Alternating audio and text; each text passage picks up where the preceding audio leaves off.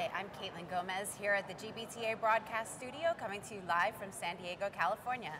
Today I'm sitting with Mark Williams, partner of the Nina and Pinta group.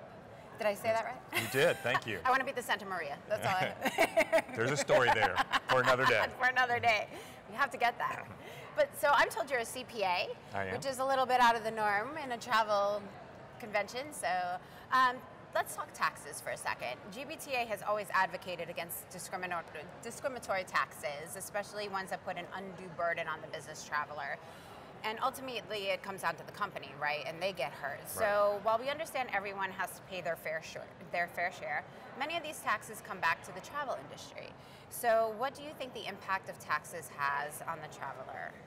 Yeah, I think the issue is that travel taxes are inordinately high. I think everybody agrees we should pay taxes, and we got to support our government. There's no problem there. The issues come when one group ends up paying a lot more than maybe their fair share. And I think that's where we are in the travel industry right now. And the laws of economic supply. When something is made more expensive, less of it is consumed. Yeah, that's inhibitive. And so that's where we are with travel, because the tax is being relatively higher means that less of it's being consumed than would be consumed if it was a fairer structure. I think there's some interesting things happening there that haven't been focused on too much. And some of it comes out of the tax bill that was signed last fall.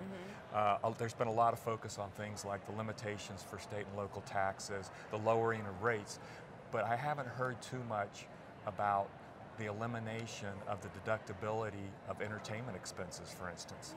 They're no longer deductible now. That impacts our industry. Absolutely. Meals that are associated with entertainment, no longer deductible anymore.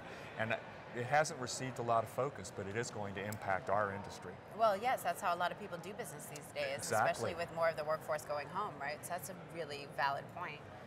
Wow, so shifting gears, talk to me about trends that you see in managed hotel programs.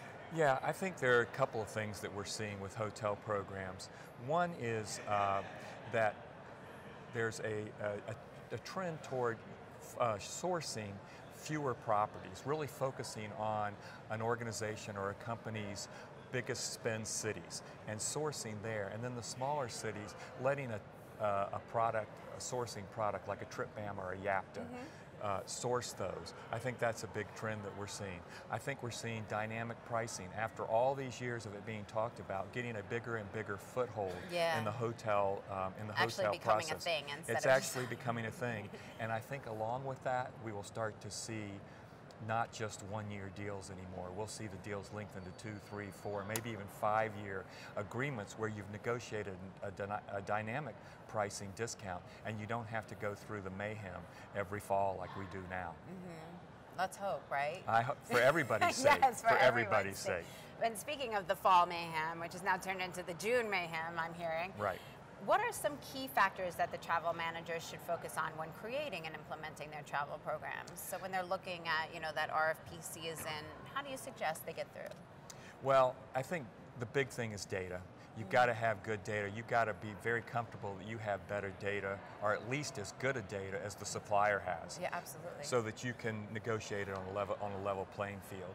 And not only do you have to have access to that data in its raw form, but you have to have it distilled or mined or set up so that you can mine the data and actually use it. So the organizations that are aggregating data and then making it presentable back in a dashboard form or similar, something like that, that's becoming very, very valuable to the buyer, and is really the key thing, I think, toward making it happen. The other things I would say are following up on what we talked about earlier, and that is start focusing on what kind of discount am I really getting?